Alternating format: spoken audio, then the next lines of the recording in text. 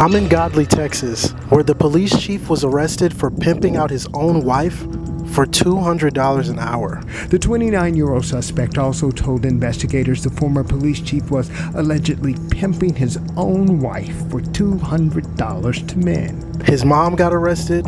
Multiple officers got arrested. Former chief of police and his mother are arrested, but that's not even the craziest part, because according to a woman that I personally spoke to, this story goes way deeper than anyone ever realized. My family was shot at in our swimming pool in our backyard. I had lots of threats on my life. I kind of just dealt with this in private because I didn't want to be killed. And I know that sounds crazy, but that is the level of just corruption and crime that I have been dealing with. This story is about how a single Google search exposed connections that no one was ever supposed to find. A Google search that would eventually lead to raids, multiple arrests, and allegations involving the entire police department.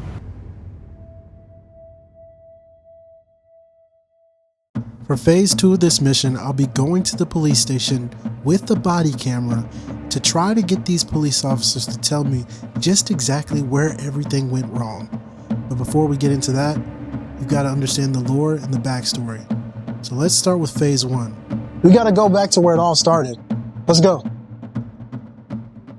This school behind me is where a woman by the name of Ashley Ketcherside, a 2-time convicted prostitute and active escort, was on multiple school committees in charge of teaching kids sexual education. The discovery of a convicted prostitute being on multiple school committees and volunteer groups raises concern about background checks. You know, ever since the news, every time somebody comes up to me and they ask me, is it true? Is it true? I'm just like, girl, God didn't make me this good looking for nothing. Now this is where the whole Google search comes into play. Ashley's on Facebook one day and gets into it with a random citizen. They go back and forth and she basically flexes on bro and tells him she owns all these businesses and she has all this money. Now, people had already been skeptical about these claims because She was at the school all day, every day, and then she was on all these committees, so she was having meetings in the evening all the time, yet she claimed to have multiple businesses and making all this money. So, people start searching her name and email up online, and what do they find? Not businesses. They find the name Lola Bree. Now, Lola Bree was Ashley's alias, who she'd gone by for the past 10 years as an active escort. How active, you may ask? As active as last month. So this information was passed on to a school board member by the name of Kayla Lane. Ashley Ketcherside had been attacking me prior to this, and I immediately called our superintendent. Instead of just removing her as a volunteer, he attacked me publicly, and he claimed exactly what I thought he would do, that it was all misinformation, that I was just making it up, that I was targeting Ashley Ketcherside. It was not until we went to the media that he acted and removed her as a volunteer. A woman who is helping decide sex education curriculum and more in the Godley ISD is now removed from multiple positions within the school district because she's a convicted prostitute. But after this, things get a lot worse. I didn't feel safe telling this story publicly. She continued to harass me. She used private photos. She put them on escort sites, photos that she obtained illegally from me. My family was shot at in our swimming pool in our backyard while we were swimming. And I kept reporting her and that situation to Godley Police Department and the Johnson County Sheriff's Office repeatedly, and I was ignored. When she told me that, I was very surprised because she hadn't mentioned that in any other interviews and didn't want to speak on any of this until the people responsible were locked up. As things go on, Kayla's finally able to connect with the new district attorney. It finally kind of reached ahead to where the DA said, okay, I think we'd like to have an in-person meeting with you so you can explain all this to us. And within 1 week of my meeting with the DA, Ashley Ketcherside's house was raided and all of her electronics were seized. I will not have my phone or any electronic devices for the time being. I appreciate your all support. And if you have a voice, please use it this election season. I will not stop fighting for justice I will not stop fighting, and I will not be silenced. I love you, Godly. Goodbye. Is there anybody else home right now? Just go see your name. I want to be in front of cameras. Huh? I would like to be in front of my cameras. We're gonna go inside the house. You're free to leave if you want to go.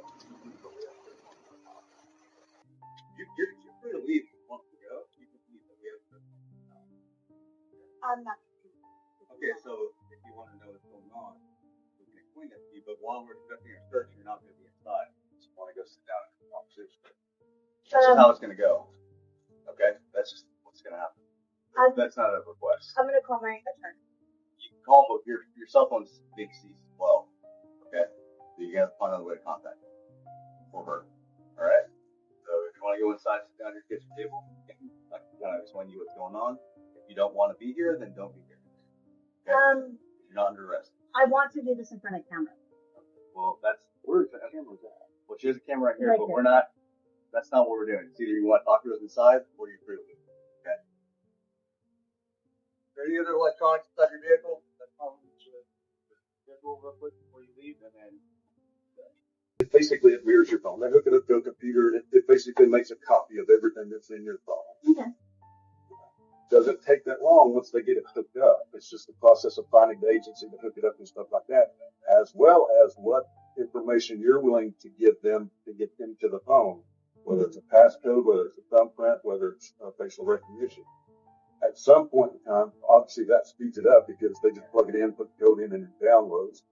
Then, depending what's on or not on your phone, the law enforcement will make a decision of returning your phone back to you. Okay. Ashley's house was finally raided, and what they found was the beginning of the end for a lot of people. Ashley had a burner phone where she and her husband arranged for clients and Johns. Investigators also allegedly connected the catcher sites to the former officer and chief with the same phone. Some officers were offering her sex for yard work and babysitting, and the police chief was actually pimping out his own wife. Former police chief was allegedly pimping his own wife for $200 to men. Solomon Omatoya was arrested that same day. Ashley's husband was arrested on the same charges as the former officer. 5 days later, Godley's former police chief, Matthew Cantrell, was arrested too. Which makes sense as to why the police chief ignored all of my complaints. I didn't even know that the police were involved. I thought at minimum they were just protecting her because they weren't investigating, but I didn't know that they were actually part of the criminal operation. But it gets worse. Remember how I told you the police chief's mom was arrested? Yeah, she worked at the jail, and the whole time this was going on, she was running illegal warrant searches to warn her son if anyone was ever onto his trail.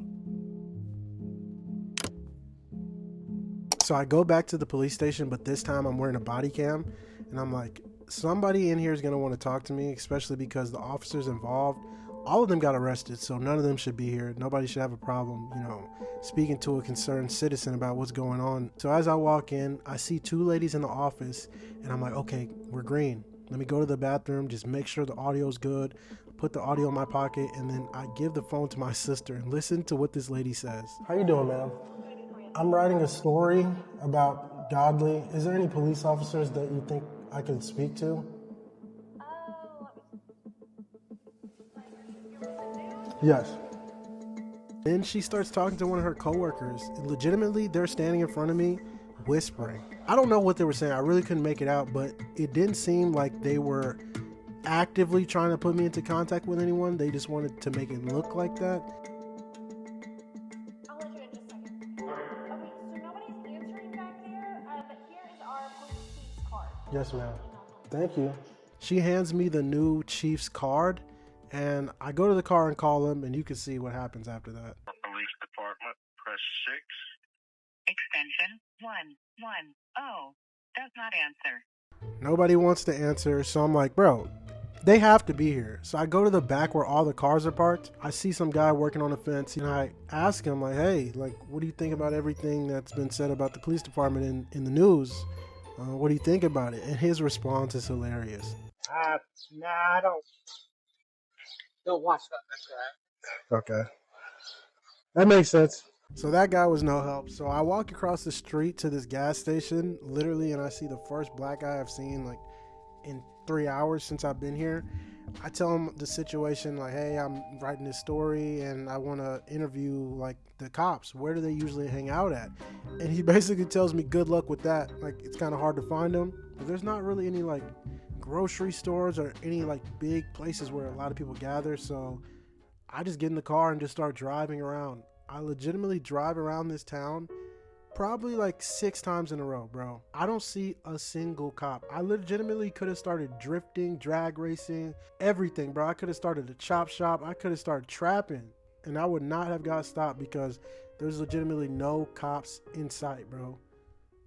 Finally, I find a police officer at the school, and it says Godly ISD police officer. So I'm like, perfect. You work for the school and you're a police officer, so you have to know what's going on, right? So I pull over and ask him, like, do you know what's going on? And his response is hilarious too, bro. I'm writing a story about the whole Ashley situation. The Godly Police Department, I know you've seen them in the news. I don't know, depending on what it is. Depending? Possibly, yeah. Possibly. So after all that, I go to a local diner. Me and my sister sit down and eat. And I asked the woman who was serving us how she felt about the situation. And this was the first person to actually open up and tell me what they really thought about everything that was going on. And when I first heard about all that, I was like, where did I move to? Yeah. You know, I was like, what's going on? But really, honestly, it's a good hometown. You know what I mean? Yeah. Even that doesn't ruin the whole, like the kids that work here, that go to school here, Yeah. and stuff like that. They're good kids. Yeah. So you tell them they had good parenting. There is some good parenting going on. So school board and all that, and worried about parenting, I understand. That's the most important thing, right? Yeah. They're our future. I think doing really good and trying to keep the future right. And that's why things got exposed, I think. I honestly have no idea how that sweet lady was able to find a silver lining in a situation so sinister and sick. But I guess it was time for me to do the same thing. The police hadn't given me any clues and no one wanted to talk to me. So I packed up my things and I left. I